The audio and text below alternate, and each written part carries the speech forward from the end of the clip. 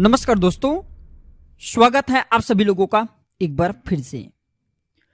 दोस्तों, पौष माह में जब सूर्य धनु राशि को छोड़ करके मकर राशि में प्रवेश करते हैं तब मकर संक्रांति का पर्व मनाए जाते हैं। और सूर्य धनु राशि से मकर राशि में प्रवेश करता है, इसलिए इसे मकर संक्रांति के नाम से जानते हैं। यह एकमात्र ऐसा त्योहार है जिसमें संपूर्ण भारतवर्ष मकर संक्रांति के पर्व को मनाते हैं। लेकिन हो सकता है इसे अलग अलग जगहों में, अलग अलग प्रांतों में अलग नाम से जाना जाए। वैसे तो यह पर्व जनवरी माह के 14 तारीख को मनाया जाता है, लेकिन कभी कभी यह त्योहार 12, 13 या 15 तारीख को भी मनाया जाता है, क्योंकि यह त्योहार पूरी तरह से सूर्य के मकर राशि में प्रवेश करने के दिन ही मनाए जाते हैं। और सूर्य सामान्यतः 12, 13, 14 या फिर 15 जनवरी में किसी एक दिन ही मकर राशि में प्रवेश करते हैं। तो इस बार यह पर्व 14 जनवरी को ही मनाए जाएंगे। दोस्तों, हिंदू धर्म में जो माह है, महीने हैं, इसे 2 पक्ष में बांटा गया है, कृष्ण पक्ष और शुक्ल पक्ष। ठीक इसी तरह वर्ष को भी 2 आयनों में बांटा गया है, उत्तरायण और दक्षिणायन। यदि दोनों को मिला दिया जाए तो एक वर्ष पूर्ण होता है।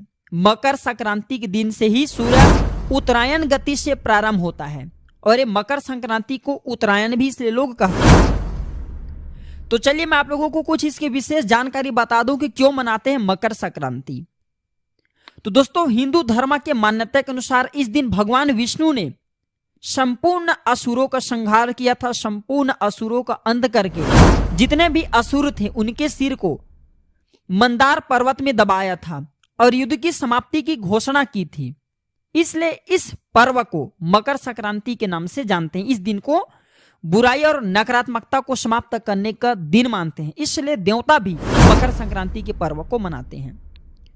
इसकी दूसरी मान्यता यह है कि यह माना जाता है कि भगवान सूर्य अपने पुत्र शनि से मिलने स्वयं उनके घर जाते हैं और शनि मकर राशि के स्वामी हैं, इसलिए इस दिन को मकर संक्रांति के नाम से जानते हैं। और यह भी माना जाता है कि पवित्र गंगा नदी भी इसी दिन धरती पर अवतरण हुआ था। जो गंगा नदी है पवित्र, जो हम मां की संज्ञा देते हैं गंगा नदी को, तो गंगा नदी भी इसी दिन धरती पर अवतरण हुई थी, इसलिए इसे भी मकर संक्रांति के पर्व बहुत ही खास बढ़ जाते हैं, इसके महत्व और भी बढ़ जाते हैं। एक और इसके कारण है कि महाभारत में पितामह भीष्म ने सूर्य के उत्तरायण होने पर ही स्व इच्छा से शरीर का परित्याग किया था। इसका कारण यह था कि उत्तरायण में देह छोड़ने वाली आत्मा या तो कुछ काल के लिए देवलोक में चली जाती है, फिर पूर्व जन्म के चक्कर से उन आत्माओं को छुटकारा मिल जाता है। जबकि दक्षिणायन में देह छोड़ने पर आत्मा को बहुत काल तक अंधकार का सामना करना पड़ता है। आपने जरूर गौर किया होगा दोस्तों, जब उत्तरायण होता है तो इस समय जो दिन का टाइम होता है वो थोड़ा सा बढ़ जाता है और रात्रिकालीन थोड़ा छोटे होने लगते हैं। स्वयं भगवान श्री कृष्ण ने भी उत्तरायण का महत्व बताते हुए कहा है कि उत्तरायण के 6 मास के शुभ काल में जब सूर्य देव उत्तरायण में होते हैं और पृथ्वी प्रकाश में रहती है, तो इस प्रकाश में शरीर का परित्याग करने से व्यक्ति का पुनर्जन्म नहीं होता और ऐसे लोग सीधे ही ब्रह्म को प्राप्त होते हैं। इसके विपरीत जब सूर्य दक्षिणायन होते हैं और पृथ्वी अंधकारमय होती है, तो इस अंधकार में शरीर का त्याग करने पर पुनः जन्म लेना पड़ता है। थोड़ा मन में संदेह मैं आप लोगों को समझाना चाहूंगा। हिंदू धर्म में माह को 2 पक्ष में बांटे, जैसे कृष्ण पक्ष, शुक्ल पक्ष। ठीक इसी तरीके से वर्ष को भी 2 भागों में बांटे, उत्तरायण और दक्षिणायन। उत्तरायण को देवताओं का दिन माना जाता है, सकारात्मकता का इसे प्रतीक माना जाता है। जो दक्षिणायन है इसे असुरों का माना जाता है। इसलिए उत्तरायण में जब तप, दान, स्नान, श्राद्ध, तर्पण आदि जो जितने भी धार्मिक क्रियाकलाप कहे गए हैं, ये सब करने का बहुत ही महत्व स्थान बताए गए हैं। दोस्तों, अनेक स्थानों पर जो मकर संक्रांति है, इस त्योहार पर पतंग उड़ाने की परंपरा प्रचलित है। लोग इस दिन अपनी छत पर पतंग उड़ा करके हर्ष उल्लास के साथ इस उत्सव को मनाते हैं। विशेष रूप से पतंग उड़ाने की प्रतियोगिता भी आयोजित करते हैं बहुत जगह पे। पतंग उड़ाने के पीछे धार्मिक कारण यह है कि श्री राम ने भी पतंग उड़ाए थे मकर संक्रांति के दिन। और अगर सेहत की दृष्टि से देखा जाए तो थोड़ा ध्यान से सुनिएगा, पौष माह की सर्दी के कारण हमारा शरीर कई तरह की बीमारी से ग्रसित हो जाते हैं, जिसका हमें किसी भी प्रकार का भास नहीं होता, पता ही नहीं चलता। और इस मौसम में त्वचा भी रूखी हो जाती, इसलिए जब सूर्य उत्तरायण होता है तब इसका किरण हमारे शरीर के लिए औषधि का काम करता है और पतंग उड़ाते समय हमारा शरीर सीधे सूर्य की किरण के संपर्क में आता है, जिससे अनेक शारीरिक रोग जो हम जानते नहीं है वह स्वतः ही नष्ट हो जाते हैं। तो चलिए इस वीडियो में जानते हैं कि हमें मकर संक्रांति के दिन कौन सी उपाय करना चाहिए जिससे हमारे जीवन मंगलमय हो, हमारे जीवन में पूर्व समय में किए गए पाप मिटे एवं हमें स्थायी लक्ष्मी की प्राप्ति हो और जीते जी हमें सुख मिले, इस देह को छोड़ने के बाद हमें परम धाम की प्राप्ति हो। तो आपको वीडियो को ध्यान से सुनना है, ध्यान से देखना है। सभी लोगों को बताना चाहूंगा, अभी तक आपने हमारे वीडियो को लाइक नहीं किए तो वीडियो को लाइक कर चैनल को सब्सक्राइब जरूर कर लेना और कमेंट बॉक्स में जय सूर्यदेव जरूर लिखना, क्योंकि मकर संक्रांति खास करके सूर्यदेव को ही समर्पित है, सूर्य नारायण को समर्पित है।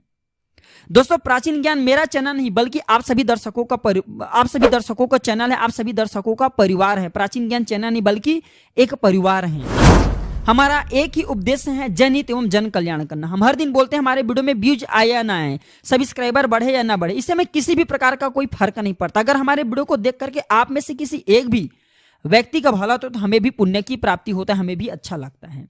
हमारा एक ही उद्देश्य है, जनहित एवं जन कल्याण करना। आइए कुछ उपाय बताना चाहूंगा जिस उपाय से माता लक्ष्मी, भगवान विष्णु, सूर्य नारायण तथा समस्त देवी देवताओं की कृपा आपके ऊपर बरसेंगे और आपको अगर धन के भाव दूर हो जाएंगे, जीवन में चली परेशानी दूर होंगे, मनोकामना की पूर्ति होंगे। तो मकर संक्रांति के दिन क्या करना चाहिए? तो इस दिन भगवान विष्णु और माता लक्ष्मी की पूजा करना चाहिए, भगवान सूर्य नारायण की पूजा करना चाहिए, अपने माता पिता की पूजा करना चाहिए, क्योंकि माता पिता से बढ़कर के कोई देवी देवता नहीं। अगर आप अपने माता पिता की इस दिन पूजा कर लिए, समझ जाइए समस्त संसार के देवी देवताओं की आपने पूजा कर ली। अपने माता पिता की इस दिन पूजा करें, उनके आरती उतारें और जितना ज्यादा हो सके इस दिन अपने माता पिता को प्रसन्न रखने की प्रयास करें। तो इससे भगवान विष्णु भी प्रसन्न होंगे, माता लक्ष्मी भी प्रसन्न होंगे और जितने भी देवी देवता हैं वो भी प्रसन्न होंगे। अब आइए उपाय की ओर चलते हैं। तो इस दिन काले तिल और गुड़ के लड्डू बना करके जरूर खाना चाहिए। आप अपने माता पिता को खाने के लिए दीजिए। गरीब ब्राह्मण है, गरीब ब्राह्मण को खिलाइए, कोई भिखारी उन्हें भी खिलाइए। तो ऐसा करने से घर में सुख समृद्धि आती है। और एक मैं वीडियो बनाऊंगा उसमें तिल के दान के भी बारे में बताऊंगा कि मकर संक्रांति के दिन तिल के दान क्यों करना चाहिए। दोस्तों, अगर इस दिन तिल के दान करते हैं तो सूर्य शनि ये दोनों के आपको कृपा मिलेंगे। और अगर ये सूर्य के कोई दोष चल रहे हैं आपके ऊपर में, शनि की कोई दोष चल रहे हैं, वो दोष दूर हो जाते हैं। संक्रांति के दिन काले तिल के लड्डू, नमक, गुड़, फल, खिचड़ी, हरी सब्जी का दान अति शुभ माना जाता है। इस दिन गुड़ या रेवड़ी का दान करते हैं भी अब एक कैसा भी कष्ट हो वो दूर हो जाते हैं। और अगर इस दिन गरीबों को या फिर जरूरतमंद लोग अगर आप इन्हें दान करते हैं तो जो दान करते हैं इसके पुण्य 1000 गुना ज्यादा बढ़ जाते हैं। दोस्तों, ऐसा कहा जाता है इस दिन ऊनी कपड़े, कंबल, तिल और गुड़ से बने व्यंजन, खिचड़ी अगर आप दान करते हैं, सूर्य नारायण एवं शनि की साक्षात कृपा मिलते हैं। और इनके कृपा मिले तो आपको अपने आप ही सुख, सौभाग्य ये सब स्वतः ही प्राप्त होना शुरू हो जाते हैं। इसके बाद दोस्तों मैं आप लोगों को कहना चाहूंगा, मकर संक्रांति के दिन आप कुछ उपाय करें या ना करें, लेकिन इस दिन विशेष रूप से गौ माता को हरी चारा, हरी घास बिल्कुल ही खिला देना। कहते हैं कि इससे आपके चंद्र और शुक्र दोष दूर होते हैं। और चंद्र और शुक्र दोष अगर आपके जीवन में हो तो धन संबंधी समस्या का आपको सामना करना पड़ता है, धन का भाव हो जाता है आपके जीवन में। और अगर आप इस दिन गाय को हरी घास या हरी चारा खिला देते हैं तो गौ माता प्रसन्न हो जाती है और आपके घर में धन की बरकत होती है।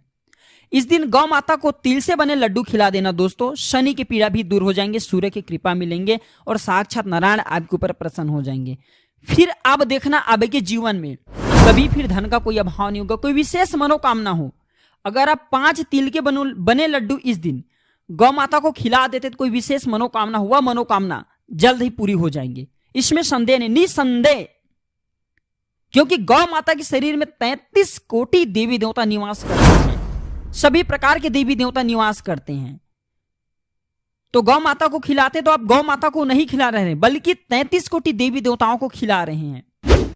इससे सभी देवी देवता प्रसन्न होकर के आपके जीवन के संकट को हरते हैं। कोई विशेष मनोकामना हो उस मनोकामना को पूर्ण करते हैं। उत्तर भारत में दोस्तों इस दिन खिचड़ी का भोग लगाए जाते हैं माता लक्ष्मी को।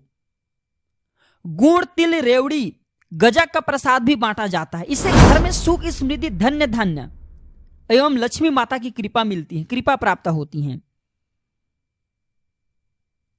ऐसा भी माना जाता है इस दिन सूर्य उत्तरायण होता है, इसलिए इस दिन से ही दिन धीरे धीरे बड़ा होने लगता है और रात छोटी होती है। तो इस दिन सूर्य को कम से कम आपको अर्धा जरूर देना चाहिए। अर्धा देते हैं तिल डाल करके अर्धा देना। तो आपके पितरों को, अगर कोई आपके पितर गलती से नरक में, क्योंकि भाई अपने पितरों को निकालना भी जरूरी है, तो आपके पितरों को स्वर्ग की प्राप्ति होगा।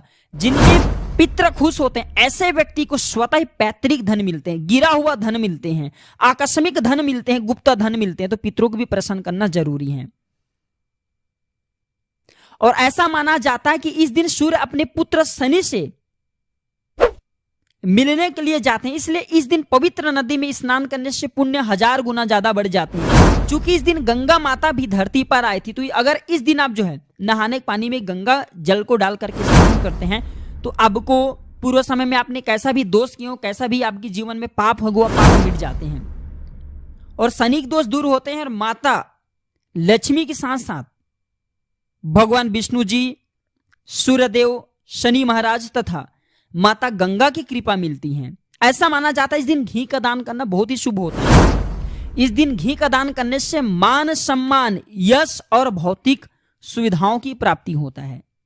पर आप घी का दान किससे करें? क्योंकि योग्य व्यक्ति नहीं मिल पाते तो घी का दान किसी मंदिर में जाकर के कर दीजिए। पुजारी को बोलना कि नित्य महाराज जी आप जो है घी का दीपक है यहाँ पे आप जो भगवान के लिए, जो भी देवी देवता है उनके लिए बिल्कुल आप जलाना। तो इस प्रकार की भी आप दान कर सकते हैं। और एक काम जरूर करना, मकर संक्रांति के दिन पक्षियों को दाना खिलाना, इसे बहुत ही शुभ मानते हैं। धन समृद्धि और बरकत इसे आपको प्राप्त होगा। या फिर एक काम कर सकते हैं, मकर संक्रांति के दिन गुड़ एवं कच्चे चावल को बहते हुए जल में प्रवाहित करना। बहते हुए जल में प्रवाहित करना, कोई विशेष मनोकामना हो या फिर शनि की पीड़ा हो, किसी भी प्रकार की ग्रह नक्षत्र के पीड़ा दूर हो जाएंगे। मैं जो उपाय बताऊं इस साधारण उपाय है, लेकिन इनके प्रभाव रामबाण की तरह तीव्र है, अचूक है।